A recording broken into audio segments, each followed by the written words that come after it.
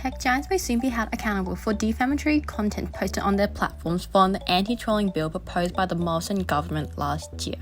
The new Social Media Bill 2022 was announced in December and drafted in February. It is aimed to increase control against online abuse by asking social media companies to identify people behind anonymous accounts. Prime Minister Scott Morrison says he wants to close the gap between real life and discourse online. But most importantly, making sure that the rules that exist in the real world must exist in the digital and online world. The new established framework for end users' information discourse orders will allow victims to obtain information from social media companies such as country location, data, and contact details for alleged perpetrators to proceed with defamation case. CEO of the Online Hate Prevention Institute, Dr. Andre Obler, says there needs to be a legal response, but other approaches could have been considered. There needs to be a legal response. There's a gap in the law. Defamation is not always the best way to deal with these things, but it is a legal approach that currently exists. If the government wants a legal approach, maybe a better approach would be to create another law that specifically deals with trolling, rather than trying to tweak things around defamation law. E-Safety Commissioner Julie Inman-Grant also criticised that the new social media bill, she says the push to unmask vicious online trolls is at risk of creating confusion that could counterfeit its effectiveness in tracking online abuse. In a press release, Inman-Grant says the bill contained conflation, confusion, and the oversimplification of complex technical and legal challenges.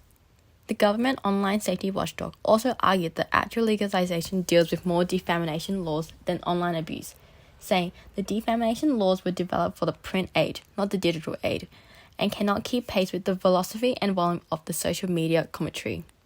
Without knowing the perpetrator's identity, the defamation path becomes ineffective.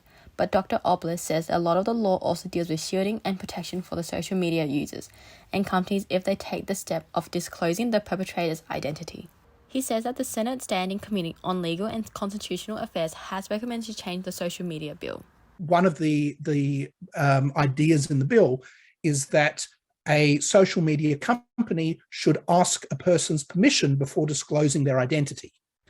And if the person doesn't agree, then they can only disclose it based on a court order. On a similar basis, the bill says that the company should only take down the person's defamatory statements if the person that posted them agrees. And the committee turned around and said, but the companies can take down anything they like, which they do all the time. Why should we suddenly say they can't take down harmful statements unless the poster agrees? Right? This is giving the harm more protection rather than creating a solution. So the committee suggests that bit be amended. Another issue that Dr. Obler highlights is the bill refers to Australian citizens and applies only to people who have permanent visas. It will mean the bill will not protect people who are against trolling, like an international student living in Australia, who would not be able to use the law because they are explicitly excluded from it. The second major gap that Dr. Obler explains is the removal of the content mentioned in the bill. If we look at the Online Safety Act, removal means that no person in Australia can see it. So this is actually removal for defamation is a much stronger standard, and it's saying it's got to be taken down completely. Whereas if it's cyberbullying material attacking a child or attacking an adult in Australia, the company could just block viewing it in Australia and leave it online.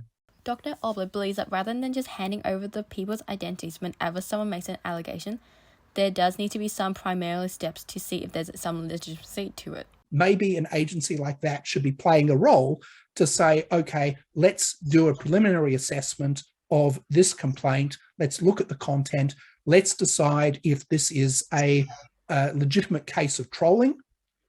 Is the correct solution simply ordering that the material be removed? Which if it was just added into the E-Safety Act, there's a whole mechanism for removing content, and that could be the end of it.